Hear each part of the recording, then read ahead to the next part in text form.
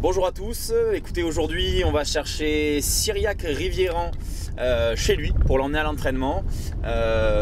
Donc voilà, là j'arrive pas trop loin de chez lui et puis on va échanger une petite dizaine de questions sur la carrière de Cyriac et sur quelques faits importants de sa vie de joueur.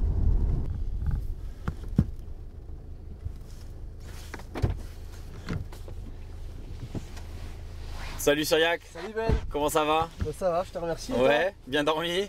Écoute, ouais, bien dormi. Bon, tout va bien. Écoute, aujourd'hui donc c'est moi qui t'emmène à l'entraînement. Ouais. On va échanger quelques questions. Donc tu as la tablette qui est derrière avec toi. Tu vas voir, en fait, les questions vont s'enchaîner voilà, sur la tablette. Et puis écoute, voilà, on en discutera ensemble gentiment. Il y a une dizaine de questions. Okay. Donc voilà, je te laisse regarder la première question, puis on va en parler gentiment. Ok, bah pas de problème. Alors, match le plus fou que tu as joué? Ouais, donc là, n'importe quel match que tu as pu jouer en équipe de jeunes, en pro, match amical, voilà, le match le plus fou. Ouais, écoute, je vais te dire comme ça, je pense un match Laval quand je jouais à Auxerre. Un match qui s'est terminé par un 5-4, donc 9 buts dans un match peu commun et surtout un quadruplé de Yaya Sanogo, un match qu'on gagne à la dernière minute. Donc c'est pas mal. Voilà, contre Laval, je dirais, il y a 5 ans. D'accord, ok. Et donc, ouais, 4 buts de Yaya Sanogo, quoi. C'est ça. Ouais, c'est pas mal. À l'époque, il était pas mal. Ouais, il y avait Arsenal sur lui, c'est vrai que c'était un grand espoir du foot. Ok. Je te laisse passer la question suivante. Alors, seconde question, match le plus fou que tu as vu? Ouais, donc là, en spectateur ou téléspectateur, voilà, match d'équipe nationale, match de club, pareil, voilà. Le match le plus fou auquel tu as pas forcément participé, mais que tu as vécu. Alors, match le plus fou, je pense que ce sera malheureusement la victoire de Barcelone contre le PSG, où on pensait que le PSG avait fait le plus dur pour se qualifier. Et au final, c'était sans compter sur le Barça. Et puis voilà, cette qualification qui leur passe sous le nez à la dernière minute. Donc ouais, je pense que c'était le match le plus fou que j'ai vu. Toi, t'es supporter du PSG ou du Barça là pour le coup? Non, en fait, pas forcément fan du PSG, mais en tout cas en Ligue des Champions, je supporte les clubs français, ça c'est sûr. Donc pour ce match-là, oui, supporter du PSG, et forcément déçu, quoi. Ouais, tu m'étonnes. Ouais, c'est vrai que c'était un match assez fou. Écoute, je te propose de passer à la question suivante. Scène de vestiaire qui t'a le plus marqué? Alors, là aussi, c'est assez libre sur la question. Est-ce que c'est un pétage de plomb d'un coach? Est-ce que c'est une scène de joie? Est-ce que c'est sur une montée, une descente? Pareil, voilà, c'est assez vaste. Je te laisse me répondre. Scène de vestiaire qui m'a le plus marqué. Alors c'était un joueur qui s'appelle Pierre-François Sinapi, qui est un ami. On était mené 3-0 à la mi-temps avec le coach qui n'était pas forcément content.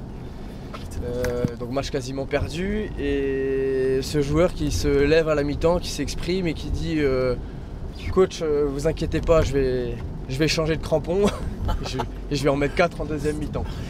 Bon, moralité du match, on a perdu 3-0.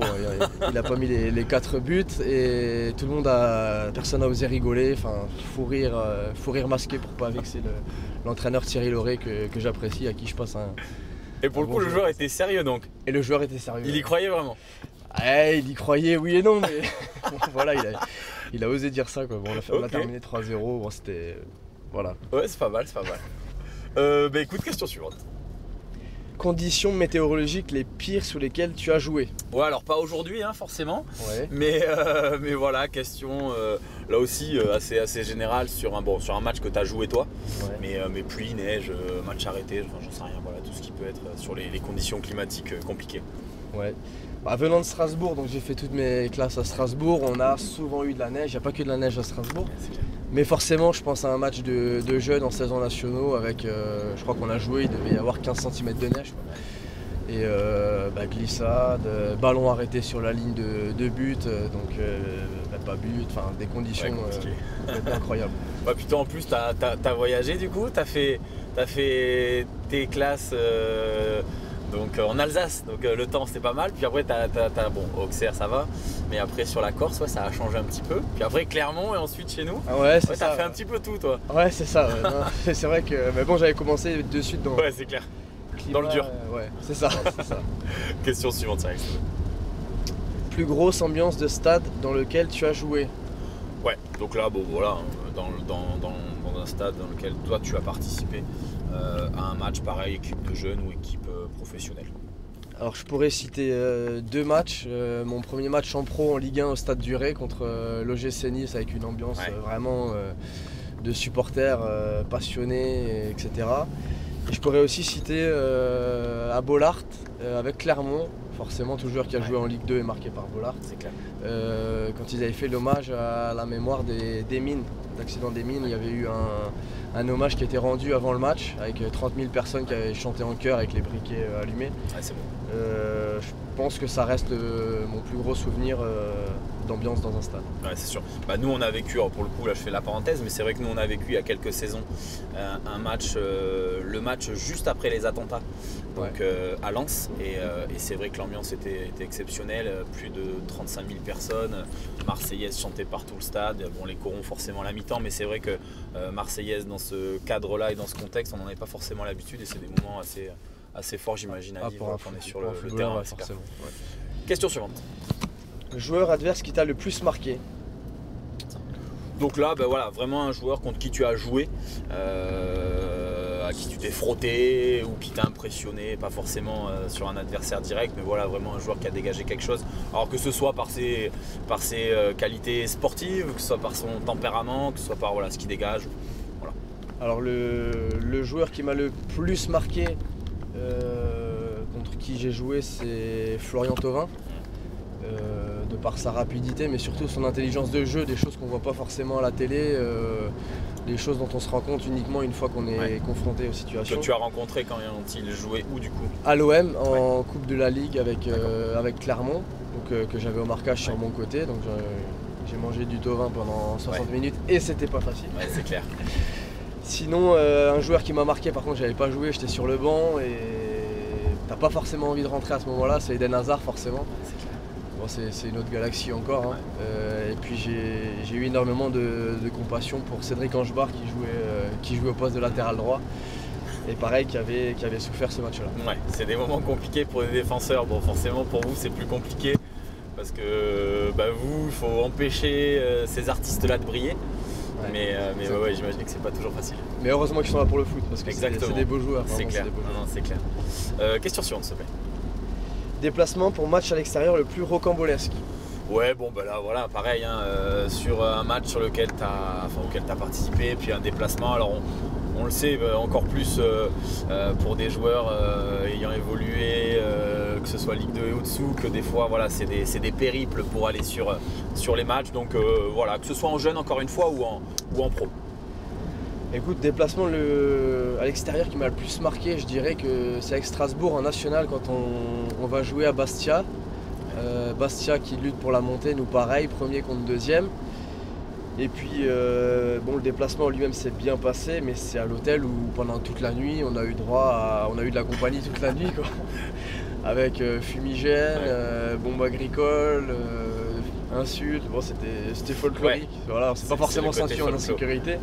Mais c'était folklorique. Voilà, déplacement en Corse à Bastia, je pense que bon nombre de joueurs te répondront que déplacement rocambolesque. Ouais, c'est clair. Et du coup, ils sont montés suite à ce match, c'est ça? Ils sont pas montés suite à ce match, ils ont encore creusé l'écart parce qu'on a perdu à Furiani. D'accord. Et nous on n'était pas montés. Ouais, d'accord. Voilà. Question suivante, s'il te plaît. L'attaquant le plus méchant que tu as croisé? Ouais, donc là, alors vraiment question différente par rapport à tout à l'heure, le plus méchant, le plus hargneux, le plus chambreur, enfin voilà, vraiment le mec qui t'a marqué, pas forcément par ses qualités sportives, mais du coup pour les à côté. Là sans trop d'hésitation, je vais te répondre Ousmane Sissoko qui est à Orléans, qui est un ailier très combatif et qui aime bien mettre des coups, pour le coup c'est peu fréquent, en général c'est les défenseurs qui font ça. Lui, chaque fois que je joue contre lui, il s'en sort avec un carton jaune, moi aussi la plupart du temps, et on n'est pas forcément copains. Ouais, d'ailleurs cette saison, je crois que quand on va là-bas, il prend un carton jaune et puis il est sur quelques coups. Coups. Ouais. C'est Jude Acosta qui l'a couvert et Ouais. il s'en souvient aussi. Ouais. Voilà. Après, le même type de joueur, mais contre qui t'as pas forcément joué, mais le genre de joueur voilà, que tu peux voir à la télé, joueur méchant ou joueur, encore une fois, hargneux et autres, qui t'impressionne pour ce côté-là. Suarez, je pense que voilà, tout le monde le connaît, hein. C'est ce qui a aussi fait la force dans sa carrière, mais pour un défenseur c'est insupportable d'avoir un attaquant comme ça, que des défenseurs soient comme ça pour gagner des duels défensifs, sauver un but, on peut mieux le comprendre et encore que. Mais Suarez, c'est vrai que il arrive en retard, c'est le joueur. Lui, il a quand même un paquet d'histoires et un paquet de casseroles c'est un poison depuis quelques années. Et puis, ouais, ce genre de mecs, on dit souvent, vaut mieux les avoir avec que contre soi, quoi. Complètement, ouais, complètement. Bon, ok, merci. Question suivante. Le joueur le plus drôle que tu as fréquenté? Ouais, donc là, vraiment, le bout en train, le mec qui a toujours la blague, qui a toujours le mot pour rire, qui détend l'atmosphère dans le vestiaire. Quand ça va, c'est plus facile, mais même quand ça va pas. Donc voilà, un gars avec qui t'as joué là pour le coup. Dans le foot, tu as de la chance d'en connaître beaucoup, des joueurs comme ça qui sont vraiment attachants.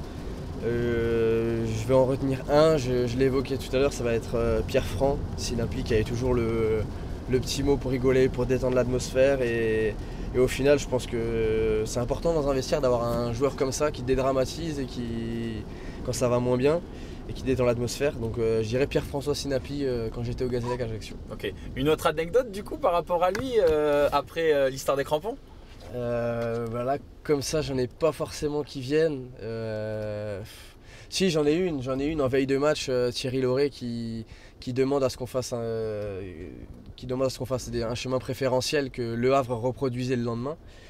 Puis lui, il sort complètement du schéma, il met une longue diagonale qui sort en touche, il se fait mitrailler derrière. Et puis il répond au coach, si coach, j'ai vu à la vidéo, ils le font souvent ça. Enfin, c'était ça tous les jours, c'était vraiment marrant. Ouais, c'est plutôt sympa. Vraiment marrant, ouais. Bon, ok. Question suivante s'il te plaît. Le coup de gueule le plus impressionnant dans un vestiaire?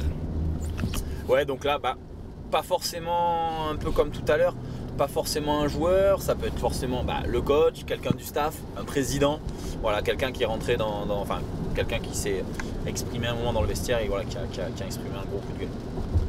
Je pense que c'est à Auxerre quand en fin de saison on est mal classé, qu'on est sur le point de descendre. Le président Gérard Bourgoin qui vient après une défaite à 3 journées de la fin, aussi dépité qu'énervé, qui tape du poing sur la table, qui balance les bouteilles. Une réaction d'homme qui aime son club et qui veut pas que ça se termine mal, hein. Et voilà, je pense que c'est celle-ci qui m'a marqué parce que au-delà du coup de gueule, il y avait vraiment l'attachement au club derrière et on sentait vraiment que ça lui faisait mal ce mauvais résultat. Bien sûr. Donc je pense que ce sera celui-là. D'accord. Une dernière anecdote. Ouais, donc là, une anecdote sortie de toute ta carrière. Alors si possible un peu drôle, parce que tu nous as sorti 2 qui étaient pas mal. Donc voilà, une cocasse, c'est pas mal. Écoute, celle qui me vient à l'esprit, c'est quand j'étais à Auxerre. Un joueur de l'effectif professionnel qui se fait opérer des ligaments croisés. Le club lui donne 15 jours de vacances pour s'aérer l'esprit, donc il retourne dans sa famille, etc. Et le docteur lui dit il faut que tu mettes ton bas de contention au genou pour éviter que ça gonfle, etc. Et puis tu reviens, puis on fait le point quand tu rentres. Le joueur rentre 15 jours après, il enlève son pantalon, il se fait checker par le docteur. Pas de bas de contention, un genou énorme. Et puis là, le doc lui dit t'as pas mis ton bas de contention? Le joueur lui dit si, je l'ai mis, mais ça me faisait mal au genou droit, donc je l'ai mis au genou gauche. Il a mis son bas de contention au genou qui n'était pas opéré. Voilà, c'est l'anecdote. On avait bien rigolé ce jour-là, lui un peu moins. Ouais, j'imagine. Bon, on ne demandera pas de nom là-dessus, on va être fair play. Non, on ne communiquera pas de nom, mais voilà, c'est une anecdote qui restera celle-là dans ma carrière. Ouais, merci. Elle est pas mal, elle est vraiment pas mal. Écoute, on va arriver au stade. Oui. J'espère que vous avez les kawaii, parce que là, ça va être un entraînement bien sympa. Ouais, écoute, on va sortir les kawaii, les visser, et puis on va y aller. Hein. Cyriac, on y est. Je te remercie pour ce moment, c'était bien sympa. Je te souhaite un bon entraînement et bon courage sous la pluie. Et puis à très vite. Écoute, c'est moi qui te remercie pour ce trajet. Si tu peux venir me chercher demain aussi, ce sera sympa. Hein. Je peux faire ça tous les jours. Merci Merci beaucoup, à toi. Salut Cyriac. Ciao, ciao.